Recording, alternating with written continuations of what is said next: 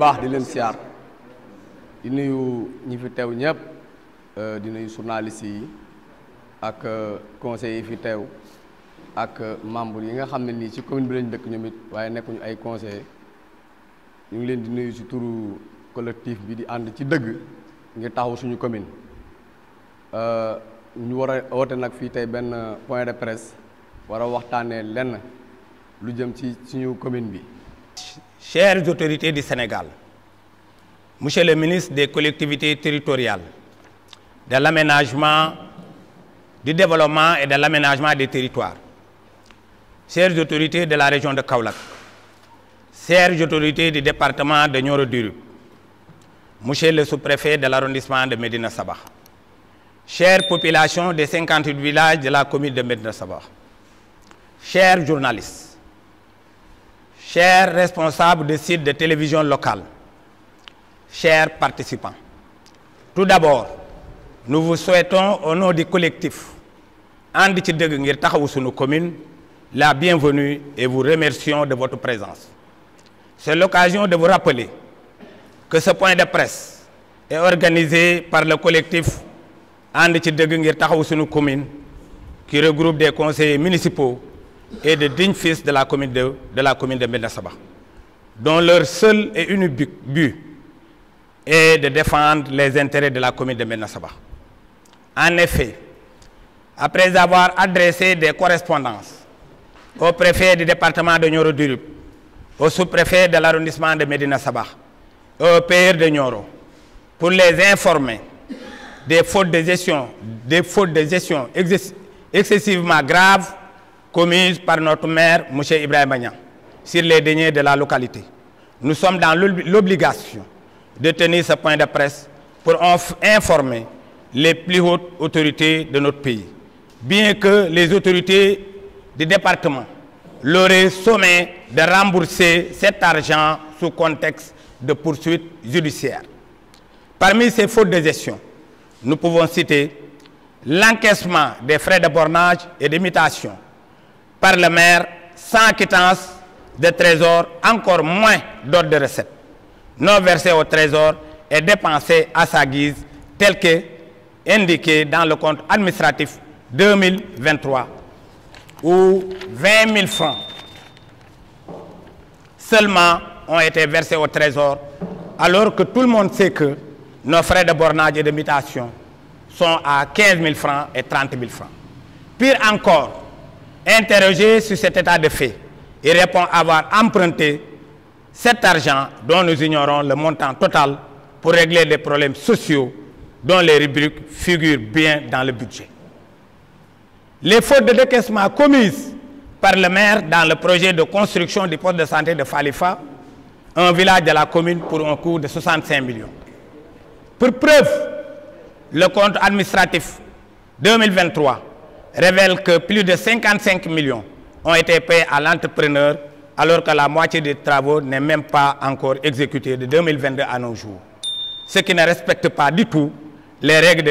décaissement édictées par le Code général des marchés publics. La non-conformité entre le budget 2025 voté par le conseil municipal et le budget soumis au sous-préfet pour approbation. Le conseil municipal, qui est l'organe délibérant, a voté un budget arrêté à 696 896 003 francs. Et le maire a transmis un budget arrêté à 710 900 000 francs au sous-préfet pour approbation, sans que le conseil municipal ne soit au courant. Des détournements d'objectifs sur le foncier commis par le maire, des parcelles à usage d'habitation ont été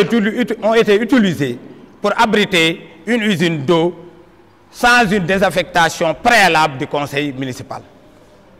Le démarrage des travaux de rembalayage et de tracement ce 9 avril 2025, avant même le dépouillement de la commission de passation des marchés. Le démarrage des travaux de construction de salles de classe à Karaïb, avant même le dépouillement de la commission de passation des marchés qui a eu lieu le 20 mai 2025. L'entrepreneur nommé Gassama continue de gagner des marchés dans notre commune, ce que nous trouvons anormal. Auteur de plusieurs projets mal réalisés et même inachevé dans la commune, il ne méritait même pas d'être parmi les soumissionnaires. C'est lui qui a construit le nouveau marché de Médina Sabakh, qui n'est pas encore achevé et qui reste non utilisable depuis des années pour un coût global de 50 millions. La réhabilitation du foyer des jeunes de Médina Sabakh pour un coût de 12 millions sans toilette et la construction du mur de clôture de l'école élémentaire de Djigumar sans porte. Sans porte. Et pire encore, le maire lui a encore donné la construction d'un magasin à Diaglé Omar, qui est un village de la commune, d'un coût de 9 millions, présentant beaucoup de défauts d'après les habitants de ce village. Pour toutes ces raisons, nous appelons les autorités compétentes à venir auditer les procédures de passation des marchés de la commune. Chère population de la commune de Médina Sabakh, nous nous arrêtons là car l'occasion ne nous permet pas de citer tous les manquements notés. Mais sachez que la liste est longue et qu'il est temps de stopper ces dérives de M. le maire Ibrahima Niang. C'est ainsi que le collectif And Ci Deug Ngir Taxawu Sunu Commune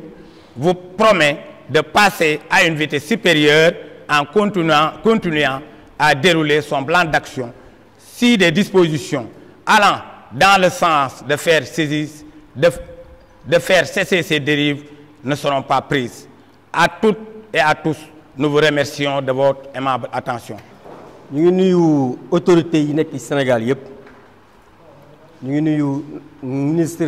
des collectivités territoriales et du développement de l'aménagement des territoires. Nous sommes les autorités de la région de Kaolack. Nous sommes les autorités du département du Nioro. Nous sommes monsieur le sous-préfet de l'arrondissement de Médina Sabakh. Nous sommes la population commune Médina Sabakh 58 villages nous sommes les journalistes yi fi teew di jaajëfal ñëpp ci seen assistance. Tout d'abord ñu ngi jaajëfal collectif bi nga xam ne moo organisé point de presse bi muy ànd ci dëgg ngir taxawu suñu commune. Collectif bi nag ñu ngi leen di jaajëfal yéen ñëpp ci seen présence. Collectif bi ñu ngi composé ay conseils municipaux ak ay dignes fils de la commune ñoo composé collectif bi dara taxu leen a jóg nag lu dul taxaw seen commune. En effet lii balaa ñu cee jublu pour woote point de presse bi yaakaar naa ni c'est pas la première fois collectif bu mel ni di taxaw pour dénoncer les manquements yaakaar naa mosoon na fee am ci régime bi fi passé kon suñu gisee ne li fi doon am mu fi amaat ñu taxawalaat beneen collectif buy taxaw seen commune yaakaar naa ne loolu lu xel mën a nangu la. balaa ñoo ñëw nag di woote point de presse yaakaar naa fi ñu waroon jaar yëpp en tant que conseiller jaar nañ fa wax nañ ko ci conseil municipal bind nañ ay correspondance ci préfet bu Nioro bind nañ ay correspondance ci sous-préfet pour wan ne ko ay fautes de gestion yoo xam ne bind nañ payeur tamit wax ko ne ko am na ay fautes de gestion yoo xam ne monsieur le maire Ibrahima Niang mu ngi koy def te dañuy gis ne boobu ba léegi amuñu ci solution parce que day gën a insister ci li mu doon def moo tax ñu woote point de presse bi pour waxal ko autorités yi nekk ci Sénégal yépp. Voilà bokk na ci ba tax na Ibrahima Niang sax woo nañ ko pour mu delloo yenn somme yi nga xam ne versé wuñ ko woon fi ñu ko war a versé muy trésor public. bi ci njëkk point bi ci njëkk mooy li ñuy encaissé ci frais de bornage yi ak mutation yi nga xam ne ñu ngi koy encaissé ci mairie bi te amul quittance amul d'ordre de recette mu nekk loo xam ne détournement sax lañ ko mën a tuddee parce que li ñu waroon a versé trésor bu fekkee versé wuñ ko ba pare compte administratif bi mu génnee ñu wane ne 20 000 francs lañ fa versé te ku ne xam na ne fii ci Médina Sabakh amul bornage wala mutation 20 000 francs 15 000 francs moo am ak 30 000 francs kon xaalis bi yëpp ñi ko versé nañ ko te amuñu quittance ba pare versé wuñ mairie bi versé wu ko trésor public loolu détournement lañ koy tuddee. Deuxième point bi mooy non respect encaissement yi nga xam ne entrepreneur bi waroon tabax poste de santé bu Falifa respecté wuñ ni ñu ko waroon joxee xaalis bi ba jox nañ ko 55 millions ci poste de santé boo xam ne mu ngi waroon nekk 65 millions bi compte administratif bi génnee wane nañ ne moom encaissé na 55 millions te liggéey bi xaajul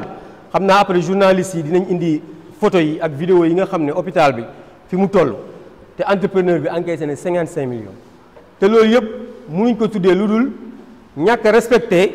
encaissement yi nga xam ne waroon na ko defal kii di entrepreneur bi pour mu mën a liggéey bi jaar yoon ba pare ñu réceptionné ko ci jàmm loolu yëpp respecté wuñ ko kon loolu tamit mu nekk faute de gestion bu mag a mag a mag beneen bi troisième point bi mooy ñàkk budget bi nga xam ne versé woon voté woon nañ ko 2025 te ñun li ñu voté woon ak li mu jox sous-préfet pour mu approuver ko am différence parce que ñu ngi voté woon 696 millions 886 3 francs mais li sous-préfet approuvé mu ngi nekk 710 millions 900 000 francs te ñun defoon nañ ci ay amendement yoo xam ne en tant que conseiller amendement yi ñu ci defoon yëpp respecté wuñ ko après ñoom dañoo xool ni mu leen neexee ñu yóbbu ko ci rubrique yi leen neex donc sous-préfet ci boppam sax biñ ko yóbbulee moom nee na moom dafa juum bu xamoon ne liñ ko jox ak li ñu voté woon du benn du ko approuvé. deuxième point bi ñu ngi gis ay détournement d'objectifs yoo xam ne ci foncier bi ñun dañoo voté woon ay parcelles yoo xam ne ay usage pour habitation la mais gis nañ fa dañ fa def leneen lu dul ay kër ñu def fa ay usine ndox te dafa waroon a jaaraat ci conseil municipal bi ñu càmbaraat ko balaa ñu faa def leneen lu dëkkuwaay loolu tamit faute de gestion la. cinquième point bi mooy le démarrage des travaux de remblaiage gis nañ ne ñu ngi terrassé yoon yi nga xam ne voté woon nañ ci 50 millions pour ñu defar yoon yi ak pont yi nga xam ne moo ne ci commune bi liggéey bi gis nañ ne démarré na te dépouillement amagul mu nekk lu ñu jaaxal parce que marché la balaa ñu koo jox benn entrepreneur dañ ko war a def dañu war a yóbbu dañ ko def war dépouillement ba pare commission des marchés tranché entrepreneur bi ko gagné ñu jox ko mais loolu yëpp amul te gis nañ ne entrepreneur bi mu ngi liggéey loolu tamit faute de gestion la. Sixième point bi mooy le démarrage des travaux construction des salles de classe de Kër Ayib gis nañ ne tamit voté woon nañ ñu war a tabax 6 classes Kër Ayib loolu tamit bi ñuy def dépouillement bi fekk na entrepreneur bi commencé na móol ay móolam parce que ñu ngi def dépouillement bi le 20 mai te avant le 20 mai entrepreneur bi commencé woon na móol pour defar salle de classe ma yaakaar ne nag balaa entrepreneur di liggéey commission dafa war a taxaw bañ joxe marché ba pare mu soog a commencé liggéey léegi ñoom bu ñu defee seen commission après dañoo jëlaat entrepreneur bi commencé woon móol jox ko marché bi pour ñun loolu warul demee noonu. Septième point bi mooy entrepreneur bi ko gagné woon muy Gassama gis nañ ne amoon na fi ay marché yu bari ci commune bi benn ci marché Médina Sabakh bi moom moo ko gagné woon 50 millions te gis nañ ne lépp lu mu defaroon foofu ba léegi marché bi kenn utilisé wu ko parce que dara baaxu ci. gis nañ ne tamit moo tabaxoon fii ñu ne nii di wax muy foyer des jeunes te ba léegi gis nañ ne salle toilette yi pareegul mur de clôture bu nekk école Jigimar tam moom moo ko gagné woon ba léegi mur de clôture bi amul bunt léegi ñu gëm ne nag benn entrepreneur bu mel noonu lépp lu mu fi defar réception bi baaxul est-ce que réception nañ ko sax léegi ñu jëlaat beneen marché jox ko bu mu war a tabax ay kii yu nekk jagle ay construction des magasins ñu joxaat ko moom maire bi ci boppam joxaat ko beneen marché pour mu tabax benn magasin bu jagle bu 9 millions te or que magasin bi waa jagle ñu ngi fii dañu déglu nee nañ ba léegi nii mënuñ ko utiliser parce que baaxul day senn ba pare karo yi mu ngi commencé dajjeeku porte yi baaxul ku mel noonu nag nga joxaat ko beneen marché pour mu tabax ay salle de classe te xam nañ ne lim fi gagné yépp dara jaaru ci yoon ñu gis ne yooyu ay point la yu bari yoo xam ne buñ ko doon wax fii la ñuy yendu mais dañuy yemaale foofu nag di wax ne population commune Médina Sabakh yëpp ñu ngi leen di arrêté ñuy attirer seen attention parce que ñun li ñu waroon def yëpp en tant que conseiller def nañ ko lépp lu ñu war a def ci conseil municipal bi def nañ ko li ñu waroon def pour yëgal suñu autorités administratives yëpp def nañ ko mu ngi continuer di insister di def lu ko neex ñu ngi wax ñëpp nag ne su fekkee dafa continuer di defaat lu ko neex ci loolu ñun bañuñ ci ba cour contrôle yi nekk ci dëkk bi ñu saisir leen ñu ngi jéggalu loolu lañu amoon ci wax di gërëmaat ñëpp ci assistance bi di jaajëfal journalistes yi di jaajëfal waa commune bi yëpp. salaamaaleykum waa commune bu Médina Sabakh ñu ngi leen di nuyu bu baax di ziare ñu nekk ci salle bi yëpp toog ci ndigalu collectif bi nga xam ne mu ngi ànd ci dëgg pour taxawu suñu commune la di saga encore journaliste yi seen taxawaay bi di remercier ñëpp ñi nga xamante ni ñoo nañ fi toog ñu am benn point de presse bu ñu bëgg a def tey liñ ci annoncé nag ñun bokk na ci problème yi nga xamante ni commune bu Médina Sabakh mu ngi koy jànkuwante ci 58 villages yëpp xam naa point yu bëri na trop mais da ngeen ñu koy permettre rek ñu citer ko benn par benn man maa ngi tudd Aliou Cissé dëkk Pakala Kër Gumba Fana bokk ci kuréel gii di collectif ànd ci dëgg pour taxaw suñu commune biñ ci commencé dañ koy commencé ci santé nag ndax nit doomu aadama lépp looy def soo amul wér rek mënoo koo def ak ci sa teeyaayu bakkan jafe-jafe santé dafa am ci commune bu Médina Sabakh 58 villages yi yëpp la nag pour nga feebar fi faju fi dafa doon problème ndax sa case de santé yi fi nekk wala poste de santé bi fi nekk dafa attunut li nga xam ne moo fi nekk ci commune bu Médina Sabakh beneen bi ci topp it ñi nga xam ne ñoo nekk ci dëkk village yi bu ñuy ñëwee ci poste de santé yi dafa am benn jafe-jafe bu ñu jànkuwanteel boo xam ne ñii fekk si ñoo leen koy teg ci seen ñàkk a xam ndax da ngay gis médecin kii malade bi dafay ñëw bu ñëwee jënd tikeem dem ci infirmerie bi ñu defal ko consultation bindal ko ordonnance bi jox ko mu dem pour mu jënd ordonnance am boobu da ngay gis ne bu joxee ordonnance bi buñ ko jaayee garab bi ba pare ki nekk ci pharmacie bi dafay téye ordonnance bi jox ko garab bi kese pour mu dem mu jaaxal ñu trop li ñuy wax ni nag du loo xamante ne nii dañ koy dégg déedéet man mii di wax di Aliou Cissé dafa arrivé sama doom sama soxna indi ko ñu jaay ko ordonnance bi ba pare téye ordonnance bi ne duñ ko jox mais dama woote téléphone parce que fekkoon fi ma ne ko nag balaa muy génn ci hôpital bi na ngeen ko yëggate ordonnance bi jox ko keroog yegg naa ci boo woo sous-préfet bi fi nekk wax ko xamal ko ne ko wooteel ci poste de santé bi sama doom mu nga fa dañ koo jaay garab téye ordonnance ba ne ko da ngay dem ba samedi ba lundi kon nga jëlaat vélo fayaat 3000 francs ou bien 4000 francs pour ñu doog a récupérer loolu nga xam ne moo nekk sa ordonnance dama xamul loolu nag fan lañ ko teg ñoom ñi koy def te war nañu koo bàyyi te autorité yi war nañoo wax ak ñooñu ñu arrêté loolu ñu def parce que dañu profité ci ñoom jàng gi ñu jàng ak li ñu xam war a mën a dimbale askan boobu nga xam ne jafe-jafe leen indi foofu mais dañu profité ci jafe-jafe askan boobu di leen dolli beneen méttit boo xamante ne ni mën nañu dem ba augmenter jàngoro jooju nga xam ne moo leen fi indi kon ñu ngi alerter autorités yi fi nekk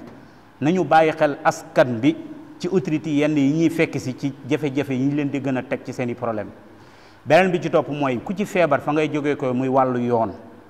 jafe-jafe commune bu Médina Sabakh problème yi mu am dafa bëri trop dafa mel ni dañoo fàtte wala dañoo bokkul ci réew mi ndax lii ñuy wax ni c'est pas la première fois yàgg nañ koy dénoncer di ko wax ne problème yu yoon dafee am fu nit jógee ko pour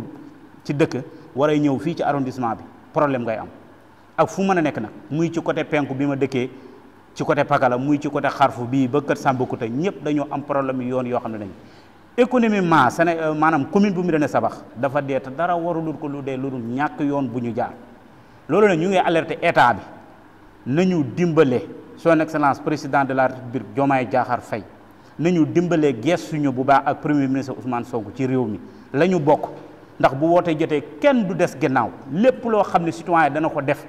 commune bu Médina Sabakh da koy def ba mu jeex tàkk mais bu dara desut lu mooy pour ñu jox leen li nga xam ne mooy seen ak ak seen yelef dara joxuñ leen ko ci dañ leen koo xañ yoon biñ fii rëdd fii di côté Kër Sambakouta commencé poste Kër Ayib jëm Kër Sambakouta waxoon nañ ñu fi benn yoon boo xam ne parce que léegi mu ngi bëgg a def 7 ans te yoon bi ba léegi amul dolli ci fii nga diggante Médina Sabakh jaar jagle bumba ne dem Pakala Mbàpp yoon boo xam ne bañ ko waxee moom plus de 10 ans mën na ko dañoo waxoon ne dañ koy defar ba léegi amul dara loo xam ne am na ko bis bu yàlla ji tawee askan bi dëkkee ci village yi jafe-jafe yi ñuy dund dara tegul leen ko lu mooy ñàkk yoon boo xam ne dañ fay jaar pour dem yegg doxi seen soxla kenn du wax nag doomu aadama mu wutee ndox moom dafa mel ni nit ñu ci torturer dafa metti trop il faut ñu insister parce que doomu aadama ndox dafa bokk ci dundam sans ndox doomu aadama du dund te jafe-jafe yi ndox bii ku ci nekk wax nga ko ci commune bu Médina Sabakh bii ci arrondissement bu Médina Sabakh bii mais saafara si ba léegi dafa amul forage yaa ngi fa tey li ñu obligé mooy dañuy gis dëkk bu ci nekk tey yaa ngi jël sa teen yi transformé waat ko def ko mini forage jël sereel monté ko fa pour nga mën a am ndox moo xam ne di nga mën a jëfandikoo doole jooju nag yaakaar naa état lañ ko doon xaaree pour mu jëfandikoo mais bu ñu demee ba askan bi nga xam ne tey ñoom lañ promotion ne bu ngeen ñu joxee réew mi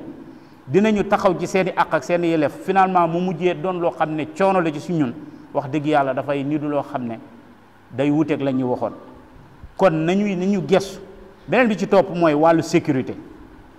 askan bi ci li ñuy dund danger dëgg ci li ñuy dund sécurité bi wax dëgg yàlla dafa des ku ci tëdd guddi doo nelaw ndax jur yi nga yeew ak li nga xam ne mooy sa dund bi sàcc yaa ngi jóg guddi di dugg ci këri jàmbur yi di dajji ñii ñu leen di xoqatal boo xamante tey boo riposté yow mi nga xam ne yaa yeew sa jur wala yaa moom sa kër dem denc fa la nga fa denc ki ñëw am na loo xam ne boo ko defee boo paree yow day mujj répercuté ci sa kaw mu doon métti kon loolu nañ ci gestu askan bi saafaraal leen loolu nañu gestu askan bi dimbali leen coono bi ñuy dund ñoom rek lañ ci yaakaar mooy autorité yi kon nañ ci ñëw pour jàppale leen si beneen bi ci topp mooy alam bi mooy àll bi ñu ngi interpellé état bi aussi àll bi ci boppam yàqu na yàqu boo xam ne du ñu fi dëkkee ñoo ko yàq mais dañoo am ay dëkkandoo yoo xam ne bu ñu bayee ba nawet bi wàcc dañ fiy ñëw suñ fi ñëwee nag li ñu nga xam ne permettre uñ ko ñi fi dëkkee te di aar àll bi ñu permettre leen ko ñoom ñuy def mooy jàpp àll bi di gor garab yi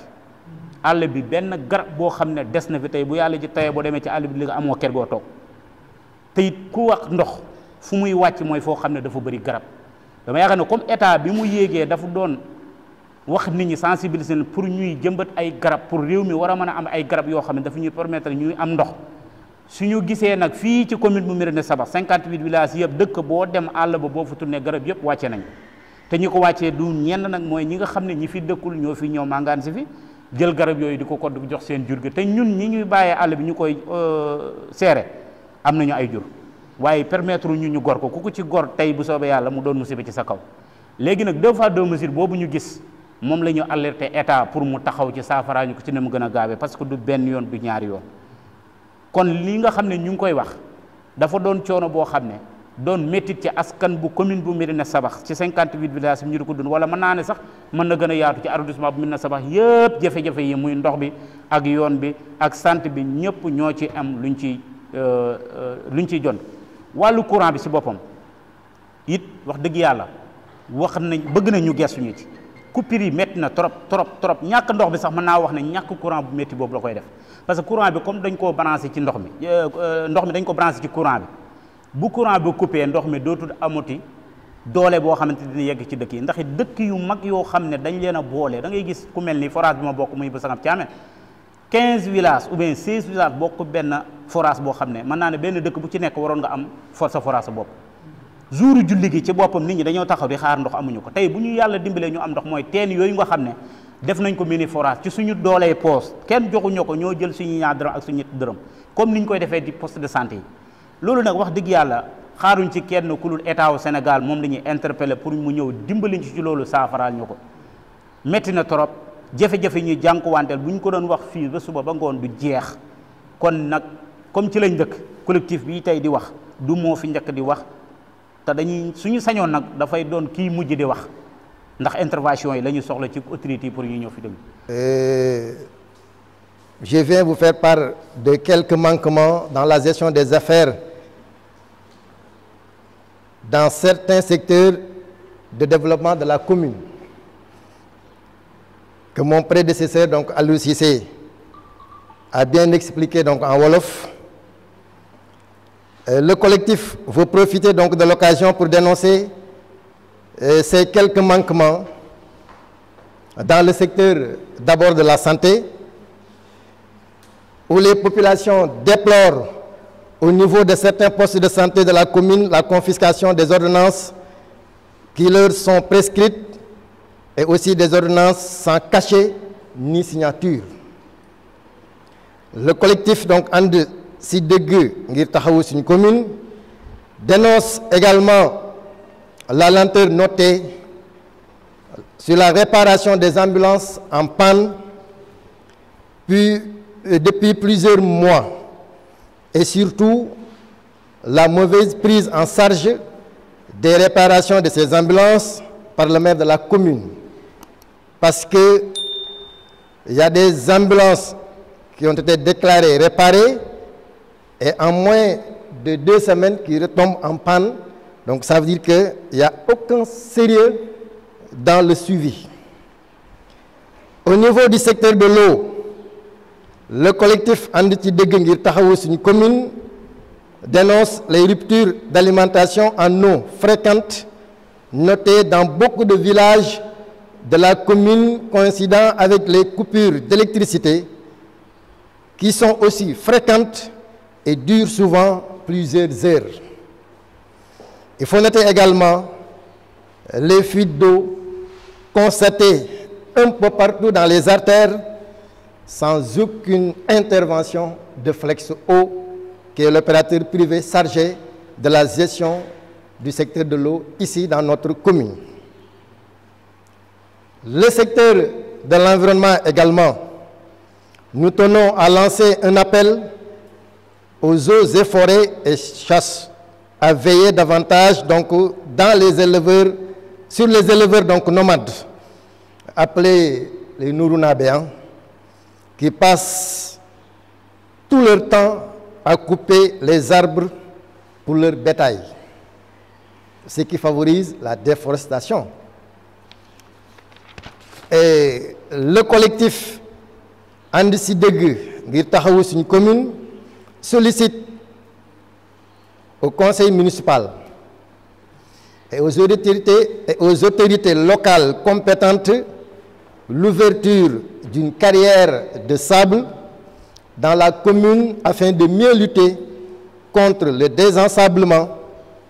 de certaines de nos pistes opérées par des personnes inconscientes des consciences que cela peut entraîner. Dans le secteur de l'électrification rurale, nous avons constaté beaucoup d'efforts faits par l'État du Sénégal, mais nous déplorons actuellement des lenteurs et si on peut même en parler, on peut dire même de l'arrêt noté sur l'électrification des villages qui restent dans la commune. Et nous appelons l'État à vraiment accélérer la cadence dans l'électrification de ces villages-là qui restent dans la commune. Dans le secteur de la sécurité, nous plaidons pour un renforcement de la sécurité en milieu rural où beaucoup de cas de vol de bétail sont enregistrés ces temps-ci. Et en résumé, nous allons nous arrêter là parce qu'il y a beaucoup de mots dans notre commune et nous ne comptons pas s'arrêter en si bon chemin. Nous avons un plan d'action et nous continuerons à veiller au bon développement de notre localité. À toutes et à tous, nous vous remercions de votre aimable attention. di nuyu waa département Nioro yëpp di nuyu ñi nga xam ne nii ñu ngi nekk ci jotaay bi di nuyu conseil départemental ak seen député bi Massamba ñi ñëpp ñu ngi leen nuyu di leen siyaare di leen ñaanal jàmm di siyaare képp koo xam ne teew nga fi waaw man maa ngi jógee ko Falifa ñu may wax Murit dëkk fii Falifa di wax ci wàllu poste santé bu nga xam ne mooy bu Falifa bi teñ xam ci lu bëri war ci mën a yaatal te yaakaar naa ne biñ na Falifa dañ fa ëmb 13 villages te hôpital bi yaakaar naa ne ñun ñëpp 13 villages ak ñi nekk ci commune de Médina Sabakh ñun ñëpp ñoo ko bokk suñ demee ba nga xam ne nii nag hôpital bi ñu ngi ciy wax coow li bëri war nañ ci mën a ñëw pour ñu leeral ko ñëpp xam ko ndaxte hôpital bi yaakaar naa ne depuis 2022 la woon yaakaar naa boobu léegi mën na ñetti at lu bëri lépp loo xam ne dugg na fa xam nañ ko hôpital bi yaakaar naa lépp loo xam ne ni waxoon nañ ko ci dafa tar lu bëri hôpital bi guddi toll nii suuf amul fa mool amul fa te maire taxaw na Falifa wax ne hôpital bi nekkul problème mu xaalis moo ko arrêté taxaw na ci biir dëkk ba mag ñëpp toog mu wax ne nekkul problème mu xaalis léegi nag bi ñu toogee boobu léegi ñu toog di xaar ñun ñi nga xam ne ñu ngi yeewoo Falifa heure bu ñu waxee ñu ne problème hôpital Falifa defal nañ leen problème hôpital te boobu léegi gisuñ ci leen loo xam ne nii am nañ ci moom yaakaar bu fekkee ne amoon nañ ci moom yaakaar dañ fay gis loo xam ne ni teg nañ fa móol wala ñu teg fa suuf boo xam ne wala béton boo xam ne ni 50 millions nekkul caaxaan 50 millions nekkul caaxaan la nga xam ne 50 millions la 55 millions nekkul caaxaan léegi bi ñu demee ba nga xam ne ni loolu am na ñu toog ba heure bi mënuñ ci am leen lu leer te yàlla ji mi ngi bëgg a taw te boobu léegi gisuñ ci leen loo xam ne ku fa ñëw wax si hôpital wala ñu bàyyi ko wala ñu def si lenn te hôpital boo ko gisee dafay mel ni benn ñànka boo xam ne nii waxuñ ne lii xaalis moom lañ si financé ñu nekk koo xam ne nii ñu bokk si commune bi ñun ñëpp lépp loo xam ne wax nañ ko si hôpital bi war nañ si mën a ñëw si biir mbooloo mi pour ñu leeral ko ñu fekkee ne mën na continuer ñi xam ne lii mën na continuer bu fekkee ne xaalis bi dañ ko luubal wala ñu xam ne dañ ko luubal mais gëm nañ ne hôpital bi guddi ñu toll nii ñun waa Falifah suñ taxawee ne am nañ si hôpital bi yaakaar ñu dañuy nax suñu bopp ndaxte hôpital boo xam ne depuis ba mu taxawee daaw ba léegi gisuñ si lenn loo xam ne nii leer na loolu dafa nekk loo xam ne ni doy na waar ay nit nag bi ñuy ànd dañuy ànd si loo xam ne nii dëgg la te yàlla dëgg dong moom la bëgg mouvement bu nga xam ne ni mi ngi ànd si dëgg dañuy ñëw jokkoo ak moom ànd ak moom si li nga xam ne nii mooy problème bu nga xam ne mi nga am si commune de Médina Sabakh fii lépp loo xam ne ni am na fi ñu dénkale si commune de Médina Sabakh nga lu nga xam ne dañ ko doon xeex maire bu nga xam ne nii moo da sin papa muy Ousmane Gueye mu jóge ko woon fi ñu nga xam ne ñoo daan taxaw di ko xeex di ko wax lu nekk man mi dama si bokkoon dama ko daan xeex te man na ma bàyyi war na ma maam bu taxee nag gune goo xam ne ni gune gu ndaw la mu nekk si commune de Médina Sabakh bi am luubal yu bëri ñu ngi taxaw di ko luubal am nañ plein droit ñun ñu ñëw kaas seeni droit ndax da sini nawla la te si ñu nga xam ne ñoo doon taxaw di ko xeexal dañ ci bokkoon ñun dañ bokkoon ci ñu porté woon Ibrahima Niang di ko xeexal lu nekk wax nañ ko fi Ousmane Gueye lañ daa wax Ousmane Gueye nag suñu taxawee moom mu ñëw di def loo xam ne ni moo gën a garaw am nañ plein droit ñu ñëw taxaw si mbooloo mi wax ko ni ñu daan xeexe Ousmane Gueye ñu xeexe ko ndax lépp loo xam ne Ousmane Gueye defoon na ko fi moom dafa ñëw taxaw di def loo xam ne ni moo gën a garaaw lu gën a garaaw nag boo ko defee dañuy ñëw wax si yow loo xam ne ni lu gën a garaaw moom lay doon ndaxte ñun dañu am problème mu yoon 13 villages yi dañ ko am képp koo xam ne ni da nga am tawat da nga tawat pour foo jaar pour nga jàll sax dafay xaw a nekk problème mu courant dañ ci am problème lépp loo xam ne am na biir Falifah loo xam ne si 13 villages yi pour ñu am ko dafa nekk jafe-jafe si ñun lampadaires yi nga xam ne dañ ko doon joxe tamit foofu yaakaar naa niñ ko partage ak niñ ko joxe ba léegi ñun gisuñu suñu bopp nag biñ na Falifah dafa ëmb dëkk yu bëri nekk na dëkk boo xam ne moo nekk si milieu bu nga xam ne si milieu si 13 villages yi boo dëkkee nekk foofu yëpp moo leen boot war nañu mën a taxaw dafa leen loo xam ne bu ëllëgee dina sedd seen xol mais ba léegi ni maire ba mu fi toogee ba léegi dafay ñëw yaakaar na ñun lépp lu muy def ni yëpp ñun comprendre nañ ko mais dañ koy bàyyi si biir mais li muy def dañuy def ñun waa Falifah bi wane na ñun mu ngi ñuy kii wala mu ngi ñuy def naa loolu yëpp waxi caaxaan la nii rek Falifah moom hôpital bi képp koo xam ne yaa ngi taxaw si problème hôpital bi pousse wut 1 mètre pousse wut ko mool boo fa demee amul fa suuf amul fa dara béton amul fa dara amul fa ñax ma ba léegi mu ngi fa nekk lépp ñax la léegi nag bu fekkoon ne lu mat juróom fukki million ak juróom